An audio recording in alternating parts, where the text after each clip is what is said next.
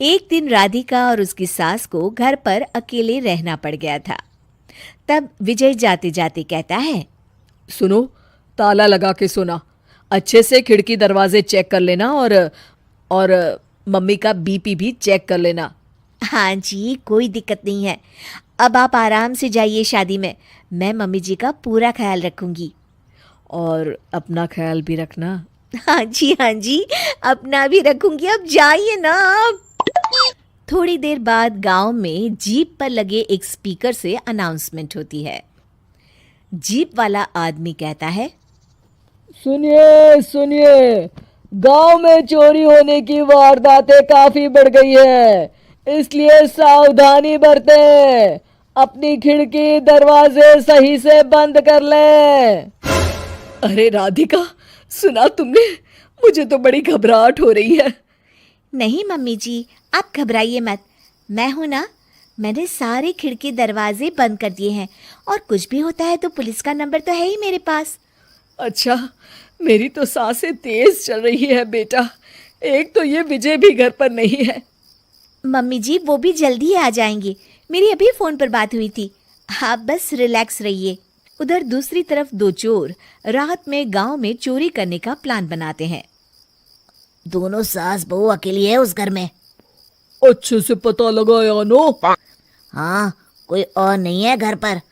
अच्छा मौका है हाथ साफ करने का। अरे वाह, अब आएगा मजा।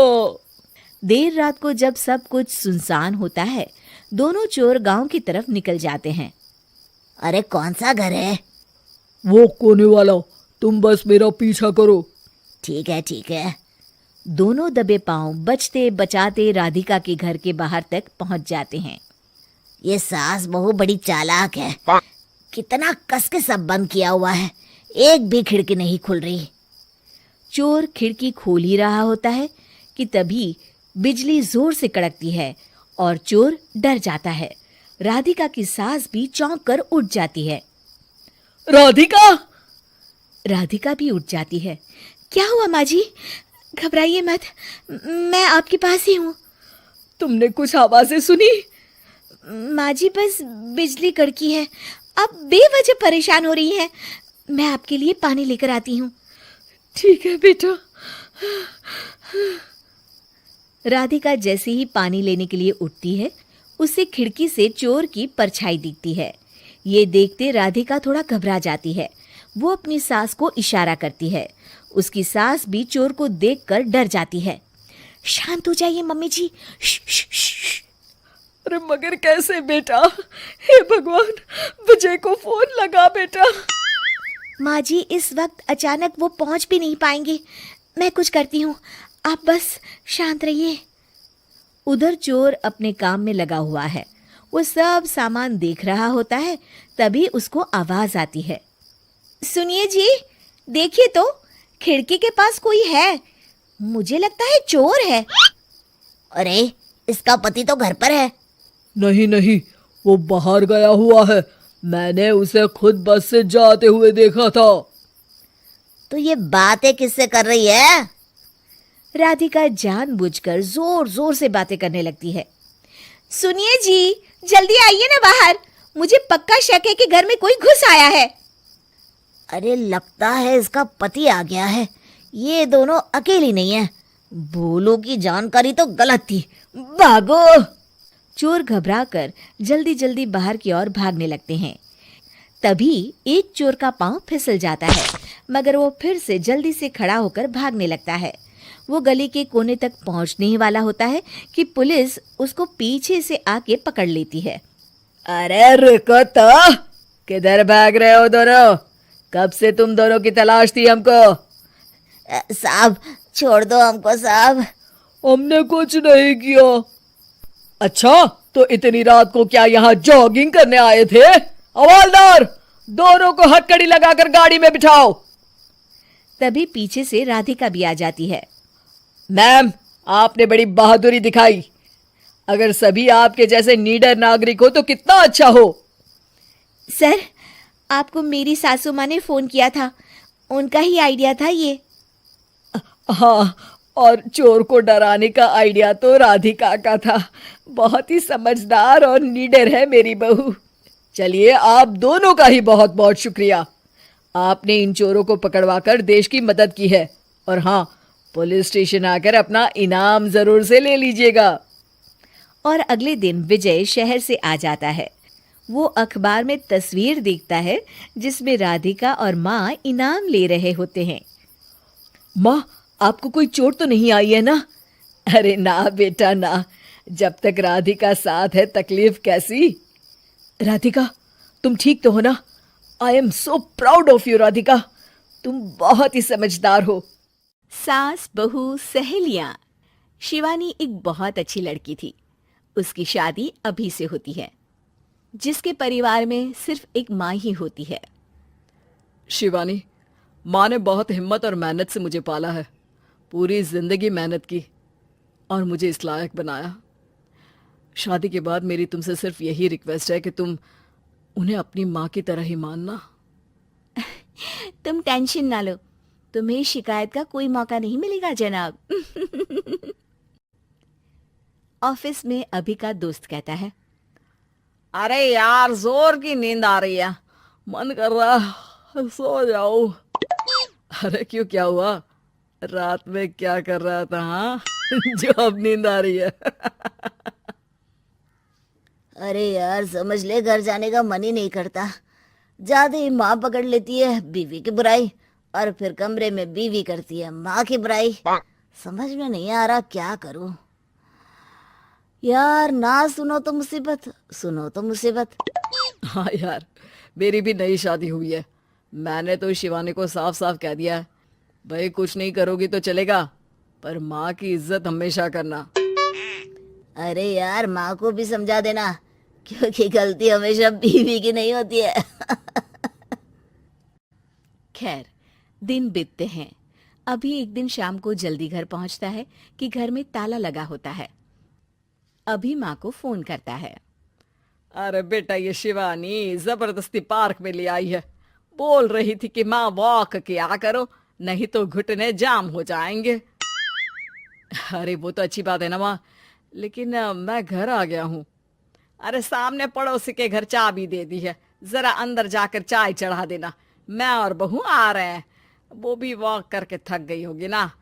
कहीं तू उसे ना बोल देना कि चाय बना दे। वाह माँ, बहू के आते ही बेटे को भूल गई। ठीक है, चढ़ा देता हूँ चाय, आकर छान लेना। सास बहू मजे से घर आते हैं। अरे अभी चाय बना दी हो तो ला दे जरा। माँ जी, ये ज्यादा हो जाएगा, आप हाथ मुंह धो लीजिए, मैं लाती हूँ तीनों के लिए चाय। अरे बहू, रात की सब्जी मुझे दे देना, मैं बैठ कर काट देती हूँ। तू जा, आज तेरा पति जल्दी आ गया है तो कहीं घूम कर आ। माँ तू भी चलना, साथ में चलते हैं। कई दिनों से तू भी तो नहीं गई कहीं। हाँ हाँ माँ, चलो ना। अरे नहीं, वो तेरी चाची आ रही है, वो कभी भी आ सकती है, तो मैं घर में ही रुक जाती हूँ। ठीक है माँ, हम दोनों होकर आते हैं। दोनों पति पत्नी घूमने निकल जाते हैं, लेकिन लौटने में उन्हें काफी रात हो जाती है। सुबह, अरे बहू, जरा अपनी चाची सास से भी तो मिल ले। मैं तो शाम को आ गई थी, मुझे क्या पता था कि तुम दोनों रात भर घूमते हो, बेचारी सास को घर में अकेला छोड़कर। अरे नहीं, मैंने ही तो बोला था जाने को, लेकिन ये नहीं पता था कि ये लोगों को आने में इतनी देर हो जाएगी। शिवानी को सास की बात थोड़ी बुरी लगती है, लेकिन वो कुछ नहीं कहती। माँ जी, ये लीजिए, सब्जी काट दीजिए, मैं नाश्ते की तैयारी कर रही हूँ। अरे थोड़ा जल्दी जल्दी हाथ चलाना सीख जा। तेरी सास बता रही थी कि तू कैसे हर काम में ढीली है। शिवानी को ये तो पता था कि सास उसे ये कहती है, लेकिन वो ये बात चाची सास से भी कह देंगी, वो शिवानी नहीं जानती थी। हाँ चाची, किसी में कुछ अच्छाई होती है तो किसी में कुछ। कई बहुएं ढीली नहीं होती, लेकिन कुछ ज्यादा ही तेज होती हैं। अब आपकी बहू नेहा को ही देख लीजिए, माँ जी बता रही थी कि अरे बस बहू, बस। नहीं, क्या बस? अरे क्या बात करते रहते हो तुम लोग मेरी बहू नेहा के बारे में, जरा बताओ तो। अरे वो पूरा काम करती है, बैठे बैठे नाश्ता खाना सब देती है, तेरी तरह नहीं। मम्मी जी सब्जी काट दो, हमें आने में रात को देर हो जाएगी मम्मी जी। शिवानी को गुस्सा तो बहुत आता है, लेकिन वो कुछ नहीं कहती। चाची सास के जाने के बाद शिवानी तैयार होकर पार्क में वॉक को निकल जाती है।